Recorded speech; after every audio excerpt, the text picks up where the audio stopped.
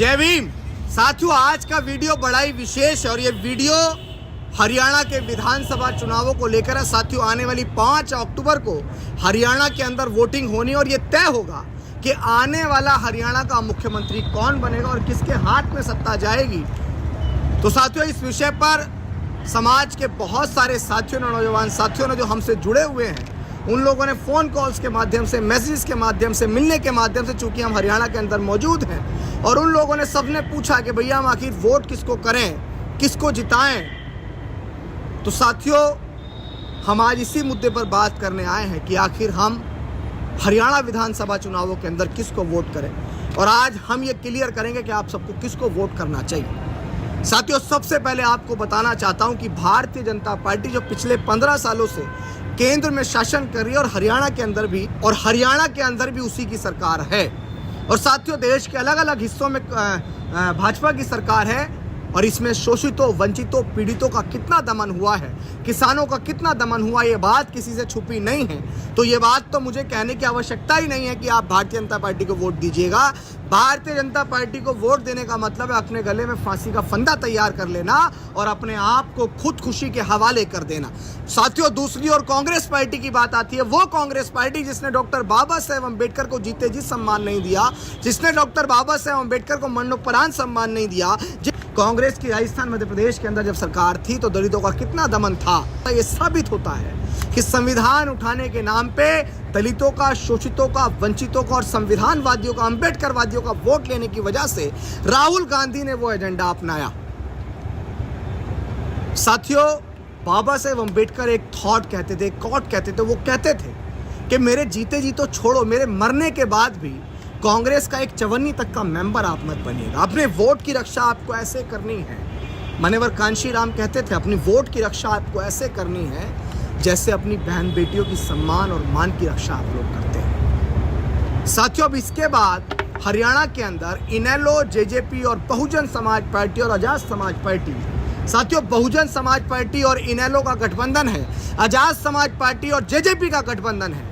साथियों, हम तो चाहते थे कि ये चारों पार्टी एकजुट होकर चुनाव लड़ती। साथियों, इधर अगर एक तरफ हम लोग देखें, इनेलो और जेजेपी एक ही विचारधारा, एक ही आइडियोलॉजी की पार्टी है, ताऊ देवीलाल जी की बात करने वाली पार्टी है। इधर हम आजाद समाज पार्टी और बहुजन समाज पार्टी को देखें तो साथियों, ये पार्टी भी एक ही आइडियोलॉजी, एक ही विचारधारा और फूले शाहू अम्बेडकर और मान्यवर कांशी राम साहब की सामाजिक परिवर्तन और आर्थिक मुक्ति के आंदोलन को आगे बढ़ाने वाली पार्टी है। साथियों, ये सब अलग अलग चुनाव लड़ रहे हैं। अगर ये एकजुट होकर चुनाव लड़ते तो भाजपा और कांग्रेस का यहाँ कोई अस्तित्व नहीं होता। साथियों, इस हरियाणा के अंदर लगभग 21% दलित समुदाय की आबादी है और लगभग 22 से 23% जाट समुदाय की आबादी है। जो बहुजन समाज है उसकी आबादी इस हरियाणा के अंदर बहुत ज़्यादा है, लेकिन आज तक इस हरियाणा के अंदर शोषितों, वंचितों और डॉक्टर बाबा साहेब अम्बेडकर की पार्टियों की सरकार नहीं बनी। तो साथियों, अब हम ये फैसला करते हैं। जो साथी हमसे पूछते हैं, मेरा व्यक्तिगत मत है और समाज हित में ये इसलिए ज़रूरी है क्योंकि वर्तमान समय में दुश्मन ये साजिश कर रहा है कि फूले शाहू अम्बेडकर के नाम पर जो राजनीति होती है, जो शोषितों, वंचितों, पीड़ितों को उन्नति और प्रगति के लिए इस देश में राजनीति होती है, उस राजनीति को नस्ते नाबूद किया जाए, उस राजनीति का पतन किया जाए। और साथियों, वो राजनीति चलती है बहुजन समाज पार्टी के नाम से और वर्तमान समय में अब धीरे धीरे आजाद समाज पार्टी के नाम से भी वो बढ़ रही है। मैं बार बार यही कहूँगा कि हम चाहते थे कि ये पार्टियाँ एकजुट होकर चुनाव लड़ें, क्योंकि अब एकजुट करने का समय नहीं है, इनसे वार्ता करने का समय नहीं है। 5 अक्टूबर को वोटिंग होनी है। 5 अक्टूबर को समाज अपना वोट डालेगा और ये तय करेगा कि हरियाणा के अंदर हम लोग किसको वोट दें। साथियों, एक और हम कहते हैं कि अरे बसपा को या आसपा को वोट देंगे तो गड्ढे में वोट जाएगा, लेकिन अगर आप भाजपा या कांग्रेस को वोट देंगे तो आपके लिए मौत का विषय होगा, आपके लिए मरने का विषय होगा, क्योंकि वो पार्टियां कभी आपका सम्मान नहीं कर सकती, वो पार्टियां कभी आपको अधिकार नहीं दे सकती। तो साथियों,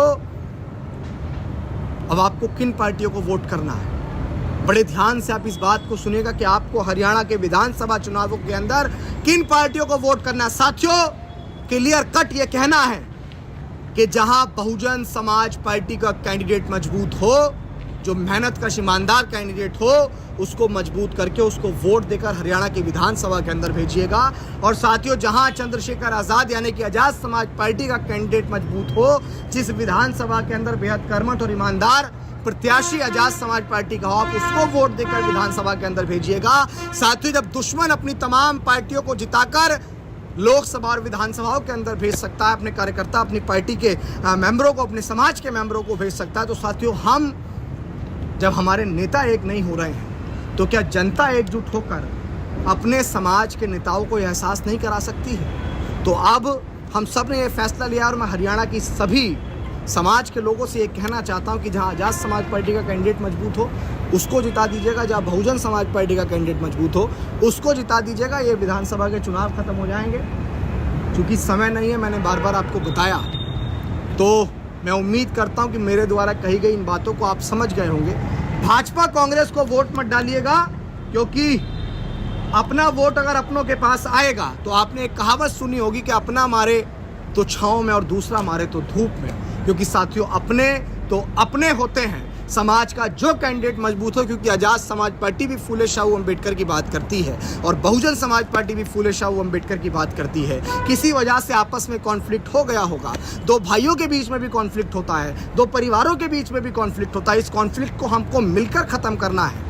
तो साथियों, जहां बहुजन समाज पार्टी का कैंडिडेट मजबूत हो उसको जिता के हरियाणा विधानसभा के अंदर भेजना, जहां आज़ाद समाज पार्टी का कैंडिडेट मजबूत हो उसको जिताकर विधानसभा के अंदर भेजना, और पूरे देश को बताना कि फूले शाहू अम्बेडकर और मान्यवर कांशी राम साहब के नाम पर जो लोग राजनीति करते हैं, जो उनके आइडियोलॉजी को आगे बढ़ाने का काम करते हैं, वो कहीं भी कमज़ोर नहीं। बहुत बहुत धन्यवाद।